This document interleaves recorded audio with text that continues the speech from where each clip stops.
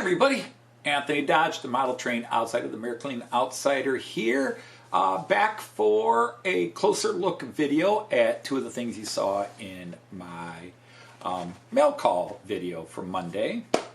And the first video, we're going to take a closer look at this. This is the Piko Class 442 Talent 2 model make of DeutscheBahn Regio EMU. So we're going to get this out, load it up into my Central Station 3, and take a closer look at it. So we'll get this on the track in a couple of minutes. Be right back. All right, so it has been loaded in, and the wheels have been oiled just a little per recommendations. Now, I don't think I made this clear in the opening, so I'm going to say this now. This is one of the rare times I bought a no sound version. This does not have the sound in it, so the only function this has is headlights. It has no basics. Even though this is their expert model, it was no sound, and the only reason I bought it as no sound is because there was no sound version available. So this does not have, it doesn't even have horns. So there are, you can add it in. You have to buy it separately, but that's why this was, even though it's an expert model, it was $230. It does not have the sound decoder in it. It has a basic MFX decoder, and according to the instructions, it can actually run in AC analog. So I'd have to go out and buy the sound decoder, and well, the decoder and then the sound setup and install them. But for now, I'm just happy enough to have it. So that wasn't a deal breaker for me. I knew what I was getting into. So let's just take a quick look at it. As is typical of Piko, coloring and design, very sleek and sharp. Can't complain at all. I'm going to set this down and we'll just show you that the headlights do in fact work. So there they are, and then in reverse, I think I'll even create some shadow there. There you go. You can see the taillights work as well. So let's go ahead and look at the physicals of this. The real units don't have a lot of detail on the top either, but you know, obviously all plastic molding. Whatever signage is needed. Again, some people are very particular. They would like to see these vents opened and so forth. But again, this was an inexpensive model. I don't want to use the word cheap because that can be taken negatively. It's inexpensive. So let's go ahead and bring this up a little bit more. And there, again, you can see the all metal pantograph, except for the pole. Looks like it's plastic. Again, multicolored details on the top, which is always nice. So we're going along the top. And then we'll come down along the side. Again, signage, lettering, detail. Typical good quality Piko. Again, like most model trains, especially ones without interior lighting, the interior details are monochromatic. You know, the seats don't have the various colors on them, and some people go inside and paint those, which are awesome. I don't bother with that. I will eventually add some figures to it, and I may buy the interior lighting because it is set up to add the interior lighting system rather easily.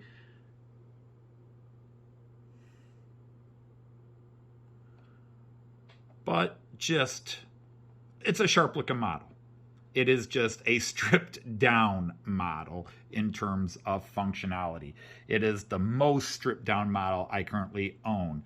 But that is why, even though it's roughly the same model as that 440 that I bought, that 440 was over $300, and this was $240. I think I said 30, $240. It was 231 euros. So it was about $240 versus well over $300 because that one had sound functions and all kinds of functions. This one has a basic decoder. Now, the 4-car set, which was well over $400 had the higher decoder and sound system in it, but I didn't want the 4-car set. I wanted the 3-car set to match my other 3-car set because this is going to run on my short system. All right, so what we're going to do is we're going to go ahead and run this in, and then we will give it its test. All right, coming back shortly. Well, I put him on the other side track and ran him in, and now he's back on the main track here, and we are about to give him his first run through and see how well it handles the incline. I can say in warm-up he ran very smoothly, so hopefully it's also powerful enough that it won't show any issues on the incline. So let's go ahead and get him started.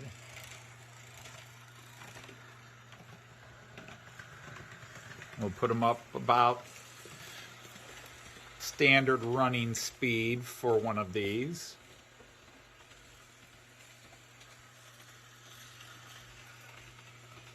As it just goes through sort of the non-developed part of my layout. But definitely looks sharp. Definitely nice enough detailed and just a good unit to see running on my layout. So here it comes, and just about where that rail jet is where the incline starts. There we go.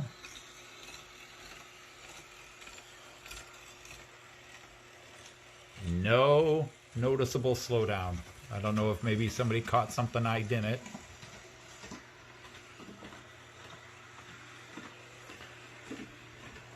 I definitely did not see any slowdown. We're going to speed him up just a bit now. He's running about 55 miles an hour, so, or kilometers an hour, so let's do it at 65 now.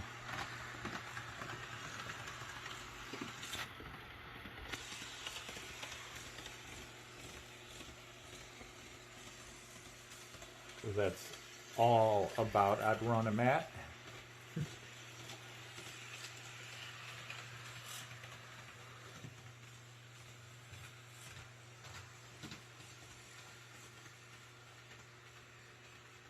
All right. Now, obviously, as with everything, time is the only tell. But he did this at basic speed and a little bit sped up. I don't know if that really was a hesitation there, because that's about where it starts to go up. But definitely once he's on the incline, nice and smooth.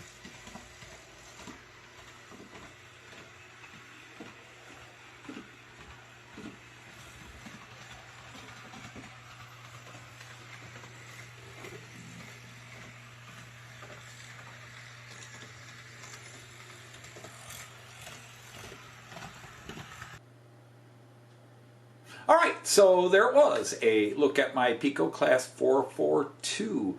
It ran in very well and seemed to handle that incline without any issue. I did not mention, other than at the very beginning, yes, it came out of the package and went together just fine. There was no bogey issues.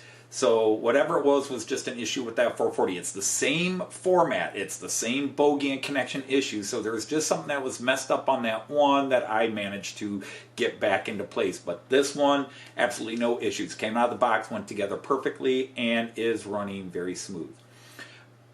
Again, I don't judge other than how well it runs for me. And this ran very smoothly. This is about as scaled back a model as I will buy. And again, I only bought this, and I actually hesitated buying this for a long time, ordering it, because I knew it wasn't sound. And I am a geek for sound, although when I'm running all my trains, I don't tend to run all the sound because it's just such a cacophony that it's doesn't warrant it. I might run the sound on 1 or 2 locomotives.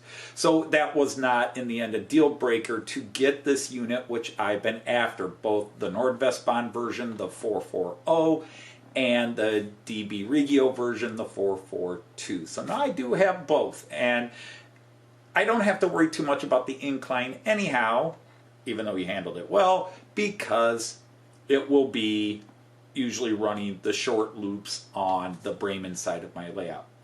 So overall, quite pleased, quite pleased.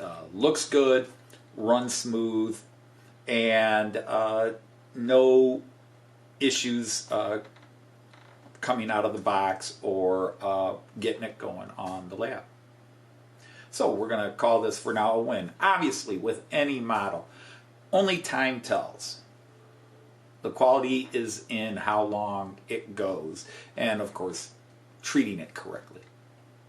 So until my next review, which will be very soon, probably tomorrow, I'm going to say Auf Wiedersehen, tschüss, and happy trains. Take care, everybody.